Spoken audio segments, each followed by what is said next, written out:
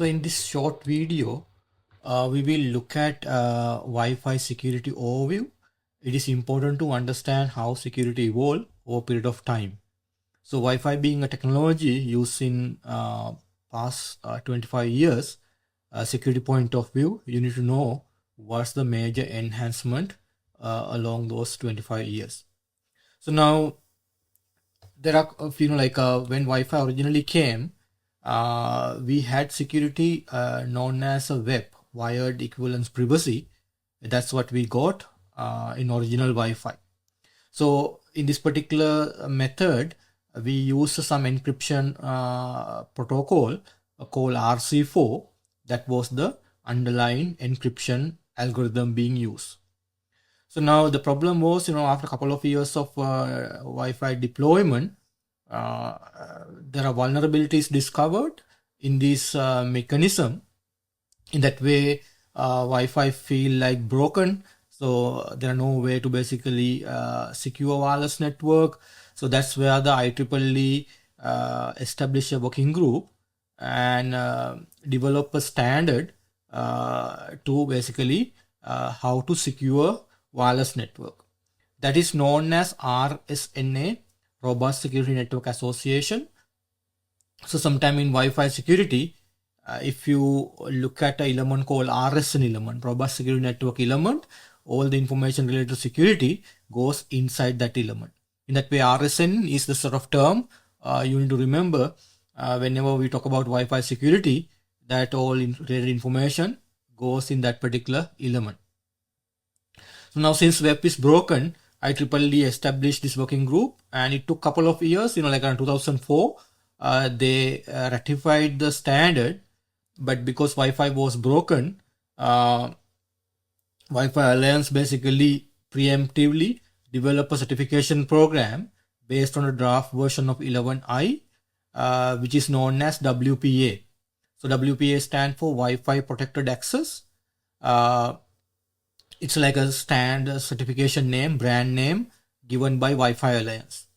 So now what they did actually, like a standard point of view, IEEE 11i, the amendment, they still, use RC4 encryption, but introduce a method to mitigate the vulnerability of WEP. That method is called TKIP, Temporal Key Integrity Protocol. So that way now Wi-Fi Alliance basically developed certification program WPA based on that recommendation. So they basically came up with the certification. So now vendor's point of view, because underlying encryption kept remain as RC4, they could have mitigated the vulnerability of WEP implementing TKIP in the firmware level without changing the hardware. Okay, that's a one advantage of TKIP. They could basically, vendors could patch it to fix the vulnerability of WEP implementing this TKIP method. But now when the IEEE finally ratified in the same year, so they made some changes to 11i amendment. So they said advanced encryption system has to be supported mandatory. So that means you can still keep the TKIP RC4 support, but if you want to get fully 11i compliant, it need to support AES. So now with this particular change, Wi-Fi Alliance had to update their certification program, WPA, to certify requirement of 11i. So that is known as WPA V2. So since V2 came, some people refer previous version as a V1 as well, or sometimes we just simply say WPA.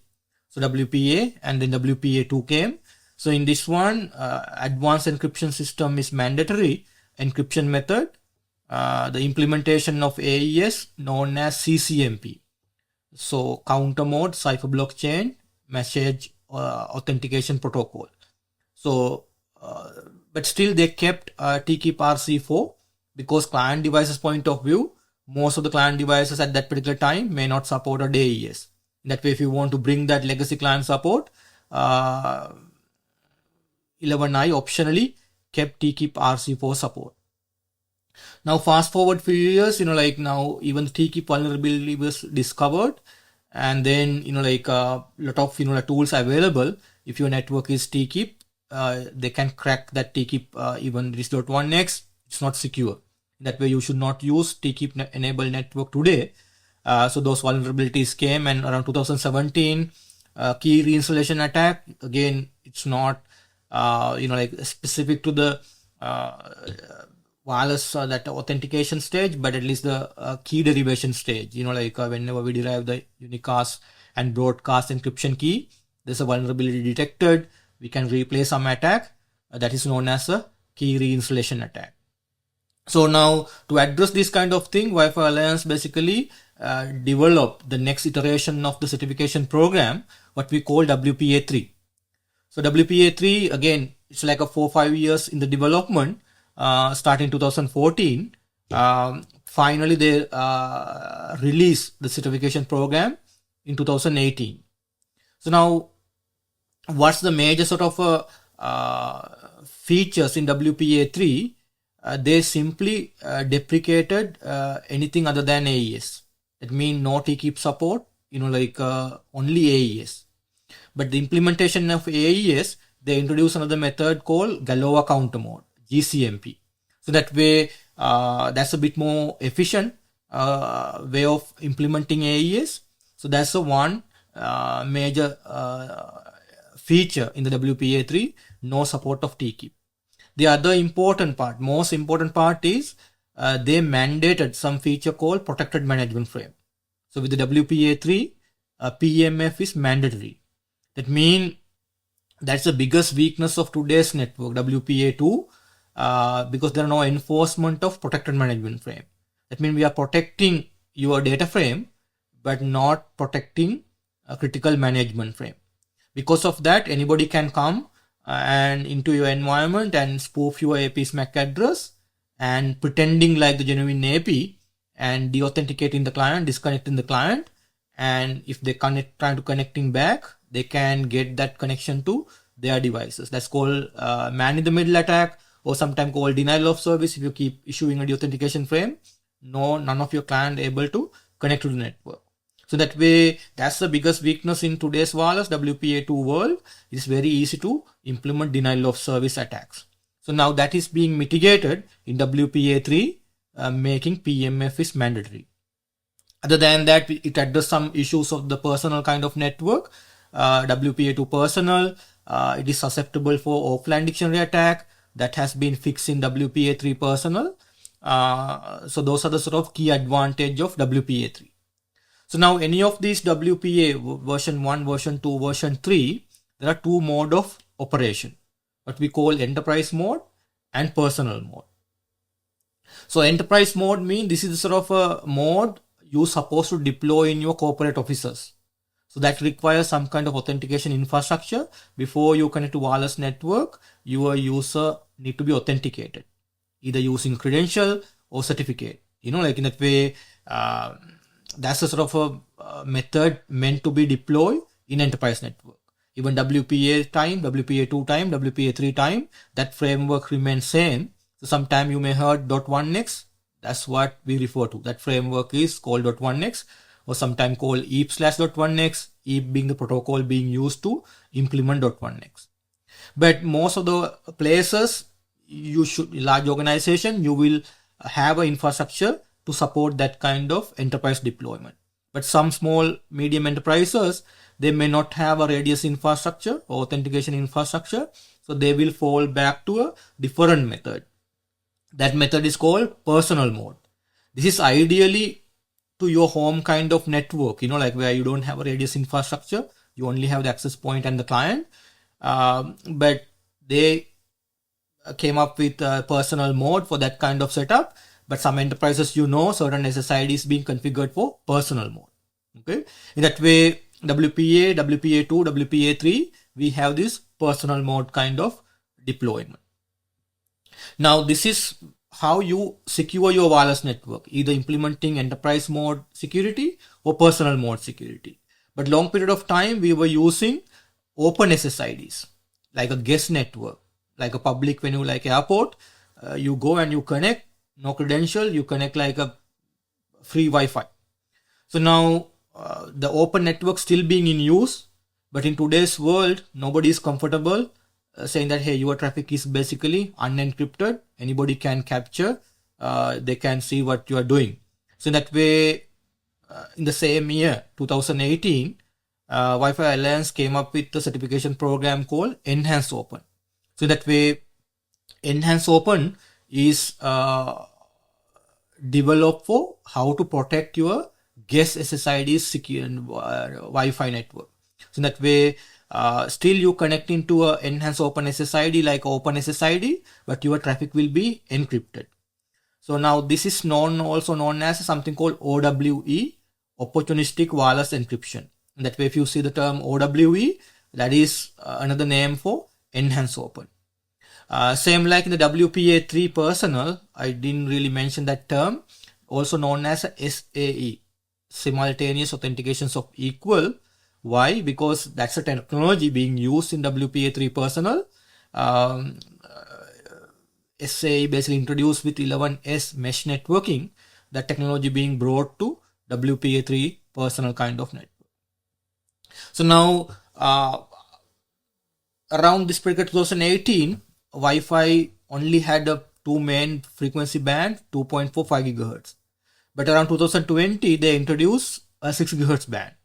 So whenever they introduce this 6 GHz band, Wi-Fi Alliance make a strong decision. So in the 6 GHz band, they're not supporting any legacy security. That's a very, very important thing to remember. Whenever you deploy 6 GHz, you cannot configure WPA2. You cannot configure WPA. You cannot configure open network in 6 GHz. So only you can configure either WPA3 or enhanced open. In that way, no mixed mode support available. That means on the same SSID, you cannot configure for WPA3 plus WPA2. So that is the one important thing to remember. In that way, if you get your client devices to 6 GHz, it's the best security you can get today in a Wi-Fi world, because you are getting WPA3 and no backward kind of transition back to WPA2. No, we are not supporting that. So now, when we talk about in that way, Wi-Fi 6E is only WPA3. So now when we talk about Wi-Fi 7, which is the latest kind of connectivity certification program, so which will allow you to basically get extremely high throughput data rate value and establish a link across multiple band. So now they further tightening this kind of security requirement with Wi-Fi 7. Only you can do WPA3, but still you have to use the highest security, which is 256-bit security. That means you have to use GCMP 256. In Wi-Fi 6E or WPA3 in Wi-Fi 6, they didn't mandated you have to go to 256 encryption. So now most of the Wi-Fi 6, we are using 128-bit encryption keys. But in Wi-Fi 7, if you want to establish a 11BE kind of connection, your client has to use GCMP 256. So that's a further tightening the security requirement. So now in 11AX or Wi-Fi 6 or 6E, it is only limited to the 6 GHz band, WPA3 mandatory. But now with the Wi-Fi 7 being multi-link operation, where we need to support same security across the multiple link. So this GCMP 256 support need to be supported across 2.4, 5 GHz and 6 GHz.